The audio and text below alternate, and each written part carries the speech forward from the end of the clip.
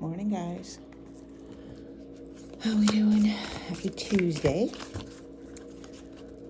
See what's going on. Yes, I'm still traveling. My trip got extended for a little while. So, let's see what is coming out. Awesome, guys. Awesome. Queen of Swords. Queen of Swords, that logic, that discernment, that very mature energy, everything in its place, not defensive, but ready to defend if need be.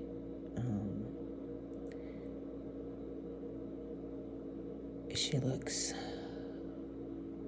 confident.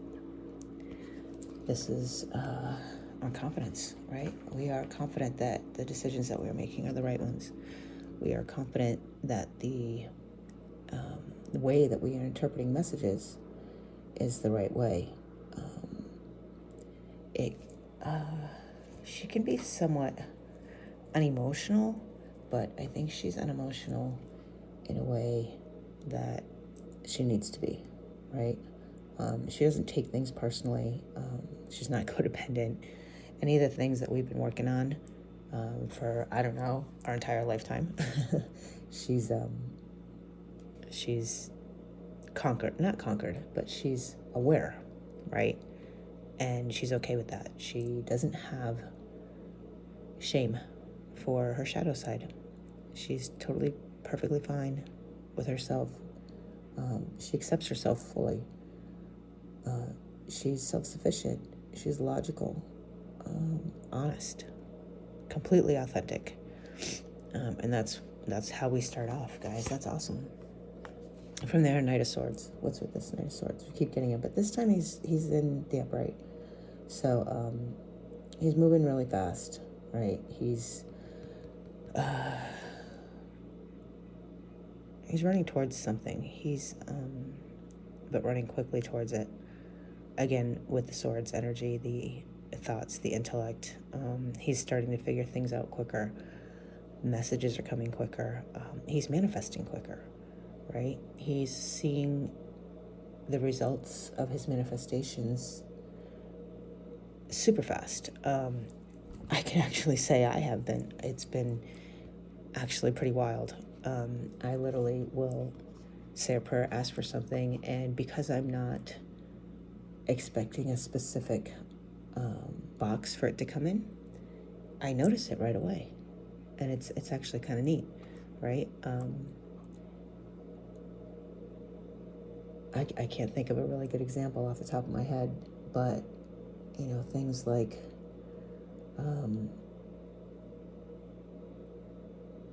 let me think. There's got to be a good example out there somewhere. So you wish for, or you're manifesting a family, right? You want a family.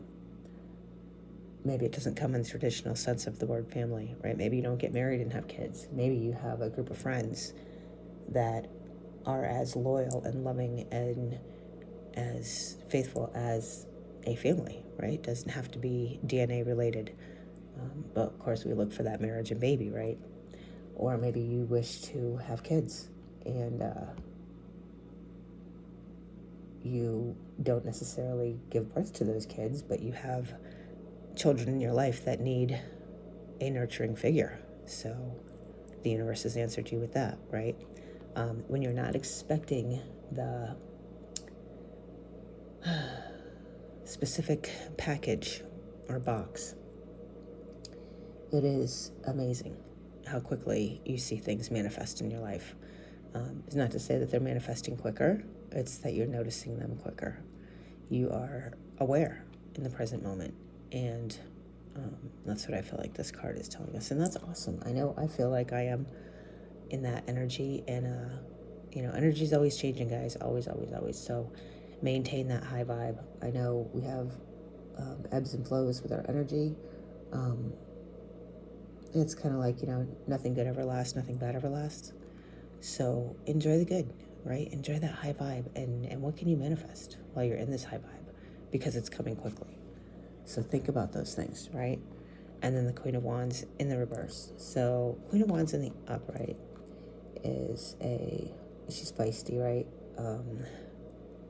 Super feisty. She's mastered her magic, completely mastered it. She's got her black cat, which to me is always indicative of magic or an omen of some sort. And she's having fun with it, right? So in the reverse, what is our queen telling us in the reverse? Maybe she's angry.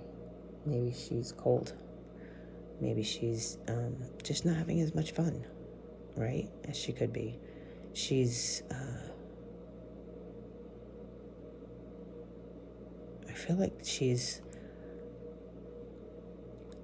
feeling this high vibe energy and not having the fun with it that she could be. What are you guys doing with your high vibes, right? Are you just sitting there, I don't know, enjoying watching TV? You could be doing so many things with this time, manifesting and creating and making lists and plans and anything, right? Anything. And I feel like you're not using the energy to the best of its ability, if you will. It's like, if you knew you had a magic wand, what would you create? What would you destroy? Wands are all about destruction and creation. Think about it. If you won the lottery, what would you buy? If money and time was no option, what would you do?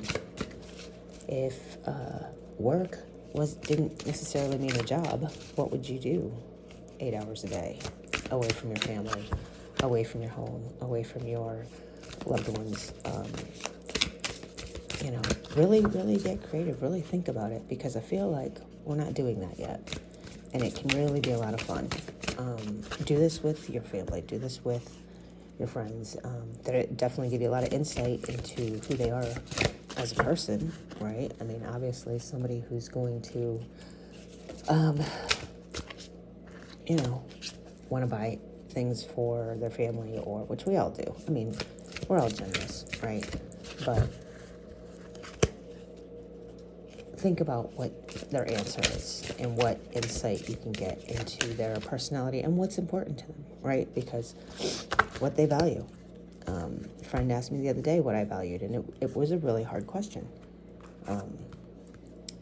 Then we get the Knight of Pentacles. So the Knight of Pentacles, we've seen, every day. I mean, we're getting repeating cards. We've got 2 knights here and a queen and 2 queens. So look at the synchronicity of that. I see, if you compare the tarot cards to traditional playing cards, and the page would be the Jack, right? And the knight would be the queen, and the queen would be the king, and the king would be the ace, or something like that. I think I'm right. Yeah, 10. So 11 would be Jack, and 12 would be queen. So, at any rate, whatever number it is, be it 10 or 12 or 11, it's 10, 10, 11, 11, 12, 12. So what do those numbers mean to you? Angel numbers pop out to me quite a bit, and I don't know that I've ever gotten cards like this: knight, queen and a knight, and a queen and a knight. This could be you and your mentor, you and your mentee, you and your parent, you and your partner, you and your child. It could be anything. This Knight of Pentacles specifically he's reliable, he's hardworking, he's not moving as fast, right? He's not as in his head. Thoughts aren't moving quickly for him, and he's not worried about leaving anything behind in the way of resources, which is what Pentacles represent in the tarot. All the resources he has, he needs, he has with him, right? And he leaves a little bit of those resources everywhere he goes. And he's walking, he's not running, he's not in any hurry. He's just enjoying the journey, right? And I think that's what this is saying. Enjoy the journey, and don't Don't worry so much about the destination, because the journey is the destination. And I had a hard time understanding that for a long time too. And it started to make sense to me when I realized that the destination changes for us. The things that we want change because we change as people. So if we were to get that thing we wanted 5 years ago, it wouldn't fulfill us today. It wouldn't satisfy us today. So that's always, it's a moving target, right? You've grown and changed as an individual, as a person, as a soul, and you've evolved, and your needs and wants and desires and the things that you value have changed, and they're constantly changing, and that's okay, because you carry them with you, and your resources, everything you need is always with you. So don't worry about leaving resources behind, and do leave resources behind, right? Build a bridge for those that come after you. If you encounter challenges, leave notes on how you did it, the best way to do it, or help those that come after you. How far are you in your journey that you are at a point where you could write something down, or take on a mentee, and help someone else through the things that you struggled to get through. As parents, isn't that what we try to do for our children, right? We try to build those bridges over troubled waters, that they won't have to fight the fight. They won't have to swim that troubled water. Maybe they walk over it. It doesn't mean that we deter them from the river altogether, right? Maybe we just give them a helping hand with the bridge. So that's how I see this Knight of Pentacles. And then we, and the world again. In case you were curious as to whether this cycle was going to restart, this is Spirit saying no. You know too much. You are aware of too much that is going on around you. You are aware of the lessons and the evolution and the spiritual growth that is happening, that needs to happen, that is necessary for the world. It's necessary for these cycles to end. And you can't unring a bell, okay? You have seen what you've seen. You know what you know. And there's no emotion here, right? We've got all of the suits except for cups. No cups here. Not saying there's no love. I think what it's saying is that you will be able to, I don't want to say not be hurt, but the hurt will have a good enough meaning that it's worthy of being felt, if that makes sense. It's a hurt, but for a different reason. It's very emotional, and you're starting to look at things without taking them personally, without having all kinds of hurt emotion, or not letting them get the best of you, just not drowning in it. You've got resources, you've got swords, and you've got wands, you've got your intellect, you've got your resources, you have got your creativity, right? Almost. You kind of need the creativity a little bit. Maybe we need the emotion for the creativity. But either way you look at it, and 21.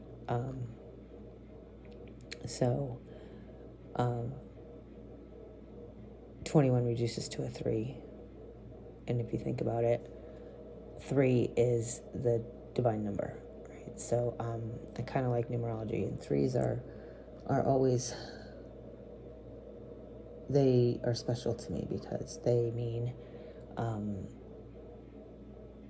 I always say with the stories, like when somebody recounts a situation or recounts a story, they always bring their point of view into the story, and the way that they saw the story. It might not be the way that somebody else saw the story. It doesn't mean they're lying, and it doesn't mean they're embellishing, and it doesn't mean that they're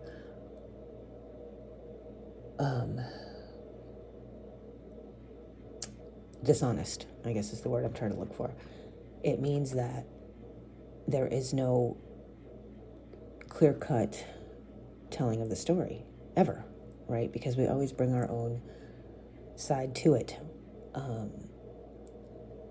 And my favorite saying lately, and I think I've told you guys this, is I did the best I could with the information I had at the time.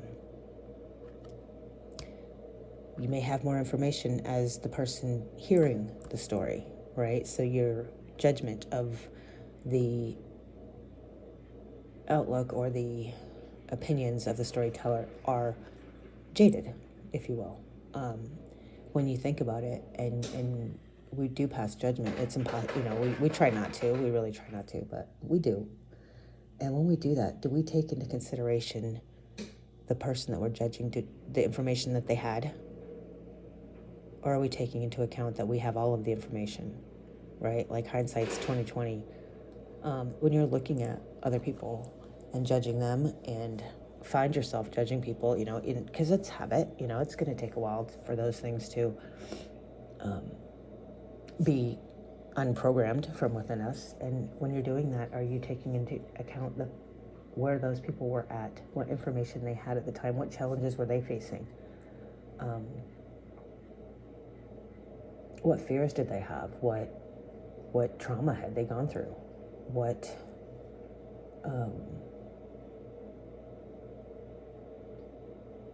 is it from their point of view? And that's literally what that means, point of view, right? At the point of which you view the situation, point of view.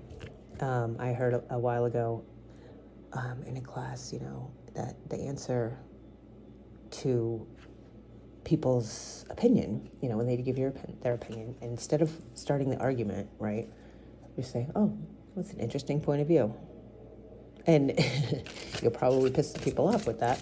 But if you think about it, everything is a point of view. There are very few facts in the world. I mean, there's math, right? Math is always, I think that's why I always liked math, because math just is facts. There's, 2 + 2 is 4. There's no reasoning it into being 3. There's no judging it into being a 5. It's just always 4. I don't care who looks at it. I don't care how broken you are when you look at it. It's always going to be 4. So, to end the reading, 8 of Swords in the reverse. I like this because I consider the 8 of Swords the mini devil card, as the self-imposed bondage. And with the 8 of Swords in particular in this deck, I don't even see it as self-imposed bondage in the outer world, but just in the inner world. Your thoughts are holding you hostage, right? You're not able to see things clearly. You're not able to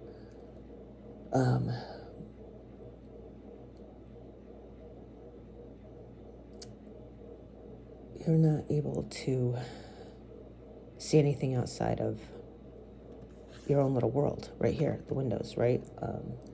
You're in prison here. So when the 8 of Swords comes in the reverse, I feel like you're freeing yourself from that. You are literally able to release and escape. And to me, this is mental freedom. Right? The ending of this cycle brings a mental freedom that you have been searching for. And you're able to get out of your head, and you're able to see things clearly. And that's awesome. So what can you see? Guys, what are you going to create? What can you do with all of this knowledge? What's the next level? What comes next? What door shall you walk through? Let's find a divine door to walk through. I found my little cards that I had bought in Sedona when I was there. And I love these cards. I had forgotten I had them. I had to pack a bunch of stuff up when I went to New Mexico. And I'm back here in Laughlin and found my cards, and I thought it was pretty awesome. So came to get some stuff and visit with some friends and celebrate a birthday.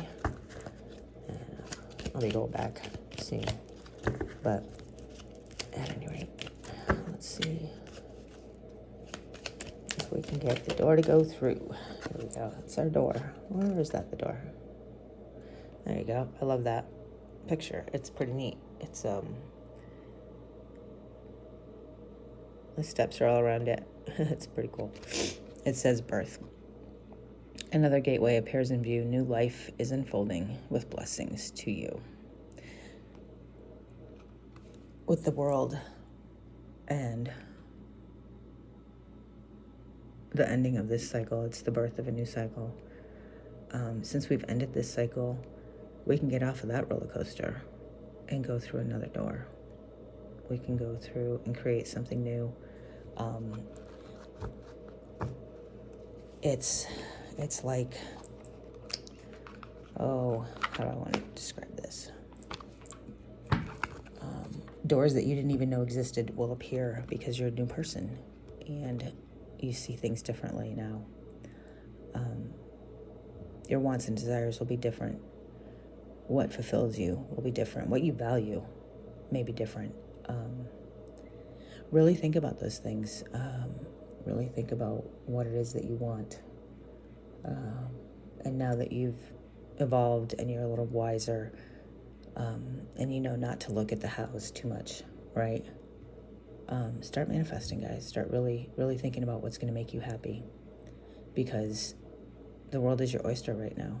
You completed a huge cycle, and I do believe that this is God giving you a gift of, let's decide together. Now that you know you can, let's decide together what will make you happy. And watch it unfold. Watch it unfold and see what new things we can learn and what bridges can we leave behind. All right, guys, I'm going to leave it there. I am going to drink some more coffee because I'm exhausted. And I will talk to you tomorrow.